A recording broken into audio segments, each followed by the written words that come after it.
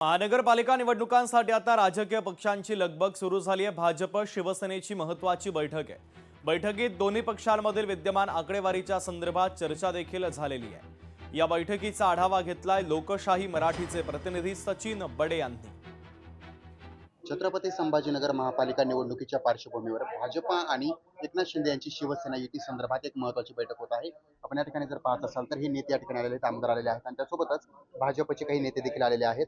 आपण त्यांना विचारूयात, कारण आता ही जी बैठक आहे ती महत्त्वाची असणार आहे। या बैठकीच्या माध्यमातूनच कुणाला किती जागा मिळणार आणि त्यासोबतच ही निवडणूक कशी लढवली जाणार हे देखील पाहणं महत्त्वाचं आहे। प्रदेश स्तरावरच्या नेत्यांनी भारतीय जनता पार्टीचे असं सांगितलंय की तुम्ही माहिती करा, माहितीची चर्चा करा। तर त्या दृष्टीने आम्ही प्रदेशाचा आदेश मानून आज माहितीच्या पहिल्या बैठकीला आलो। आमची या वार्डावरची विशेष चर्चा होणार आहे। ही चर्चा भारतीय जनता पार्टी शिवसेना एकत्र करणार आहे।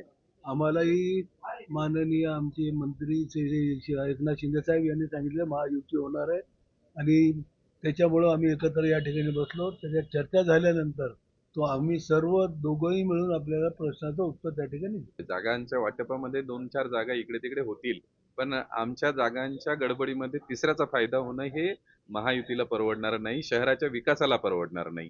त्याच्यामुळे ट्रिपल इंजिन सरकार जर आपल्याला ठेवायचं असेल, शहराचा विकास करायचा असेल, तर आम्ही महायुती म्हणून लढण्यासाठी आमचा हट्ट असेल, आग्रह असेल। आम्ही जनरल आज चर्चा करणार आहोत आणि जसं ही चर्चा पुढे पुढे जात आहे, जास्त नाही पण एक 2 ते 3 बैठकामध्ये आमचा युतीचा फॉर्म्युला या ठिकाणी फायनल होईल।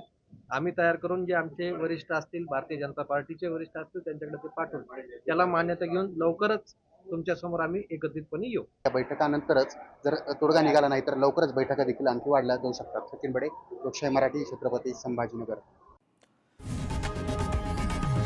लोकशाही मराठी ऐका, पहा, जागरूक रहा।